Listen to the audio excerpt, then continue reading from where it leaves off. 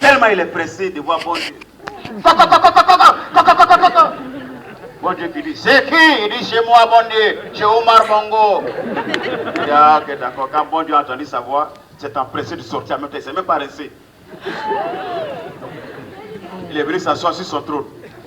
Omar Bongo dit, bon Dieu, quand même, chez moi, Omar Bongo qui vient te rendre visite. Prends le temps de te rincer pour t'habiller, pour me recevoir quand même. Et toi, Omar Bongo, je te connais. Si je ne m'assois pas sur mon trône, que toi tu t'assois ici. C'est pour faire 42 ans.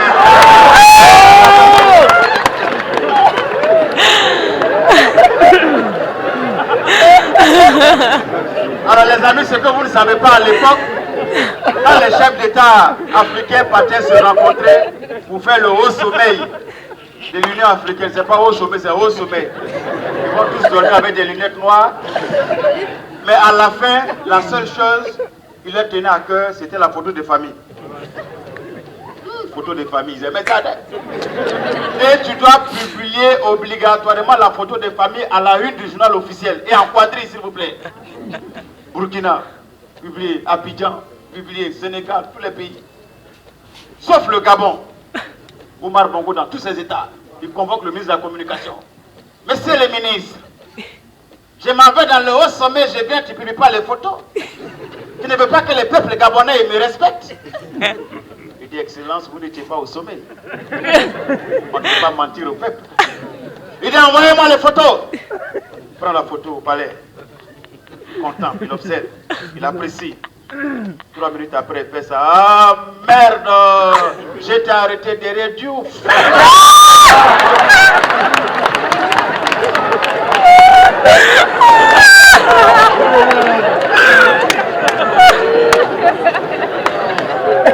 Voilà pourquoi vous voyez à l'époque, quand on disait photo de famille, le vieux était toujours devant.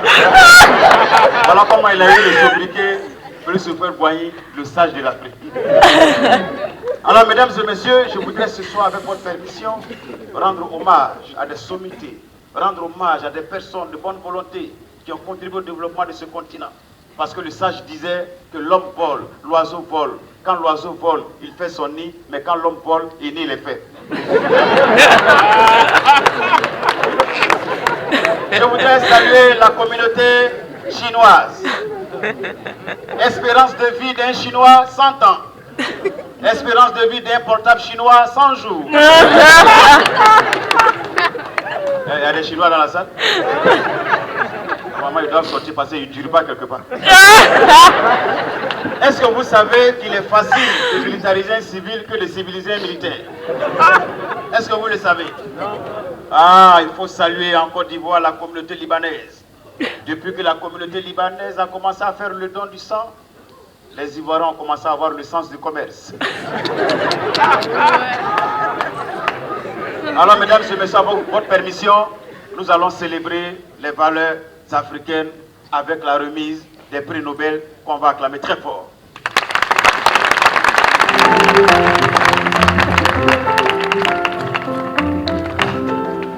On va applaudir pour eux. Hein?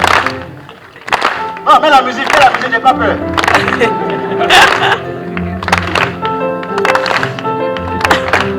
Ok, tu vas diminuer la musique, mon cher ami. Mesdames et messieurs, nous allons commencer. Prix Nobel du meilleur Premier ministre africain. Qui a dit Papi Zongo là? Prix Nobel du meilleur Premier ministre africain, c'est un Ivoirien, Guillaume Kibafori Soro. PM, premier métier, Premier ministre.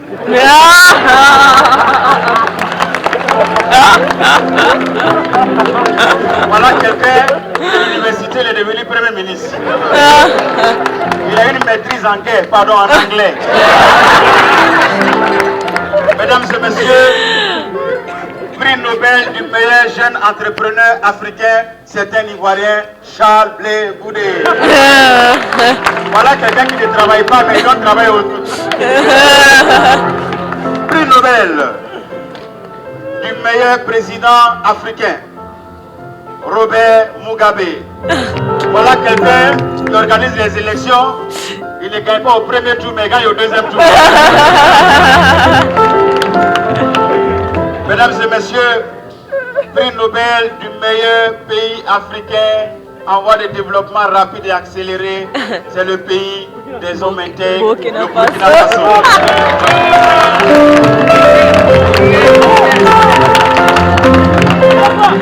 Le Burkina Faso classé 3e meilleur producteur de café cacao pendant la crise ivoirienne.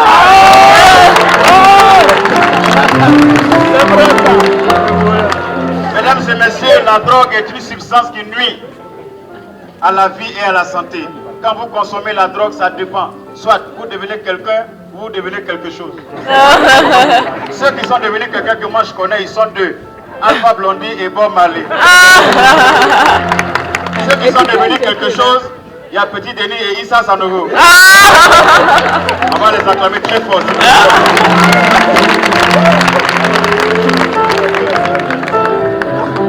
Je voudrais profiter pour saluer Gilles Chris Olympio. Il a été dans l'opposition politique. Aujourd'hui, il est dans la coopération économique. Il a compris que quand on fait la politique, c'est pour manger. Il ne veut pas la retraite sans manger. Mais je voudrais saluer également un grand homme, Nelson Mandela. Entre lui et Jacob Zuma, c'est le jour et la nuit. Parce que je le dis, Nelson, c'est la nuit. Il a fait 26 ans en prison. Nelson, nuit, N. Jacob Zuma, jour, ça fait J. La différence, c'est que l'autre a fait 26 ans en prison et le second est en train de faire 26 enfants. Ça, c'est des initiatives qu'il faut encourager. Je voudrais saluer le projet de constitution du Niger. Bac plus 3. C'est pour mieux lire les accords qui vont être signés pour exploiter les ressources minières. Sinon, en fait, Bac plus 3, c'est brevet d'aptitude coranique. Ou brevet d'aptitude christianisme. Voilà, il faut avoir une crainte de Dieu vraiment pour diriger un peuple. Voilà pourquoi je voudrais saluer le Niger. On va acclamer très fort pour le Niger. Les coups d'État sont devenus une discipline sportive favorite en Afrique. Quand on applaudit coup d'État, c'est rébellion. Son grand frère qui vient vous saluer. Les amis, un régime militaire dans un état de droit, est-ce que vous savez ce que c'est?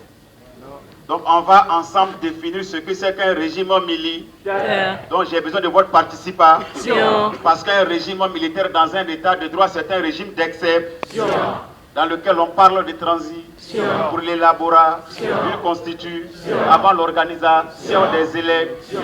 Après donc les différents travaux en commis, le chef de la jeune doit entreprendre des actions de réconciliation ou de refondation et mettre en place de bonnes institutions. Malheureusement, dans ce régime, on constate qu'il y a trop d'arrestations, de perquisitions, d'interpellations, de manipulations, de condamnations et de disparitions.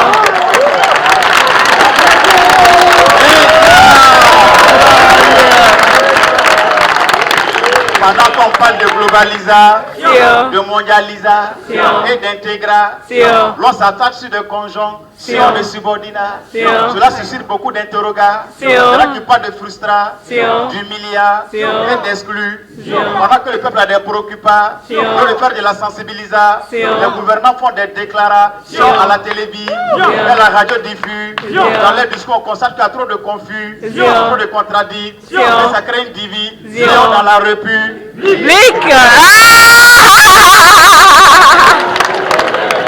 Attends, qui a dit répétition là? Il y a des gens qui se permettaient de signer des décrets d'interdiction de manifestations alors que c'était pour une simple revendication, une simple protestation qui était légitime. Nous sommes en plein dans la réconciliation, dans la réunification, dans la reconstruction. Nous devons tous faire attention à nos différentes nations qui n'ont pas besoin de déviation, qui n'ont pas besoin d'attention, non d'attenta. On va s'acclamer très fort les gars. Alors, je voudrais vous demander vraiment quelque chose.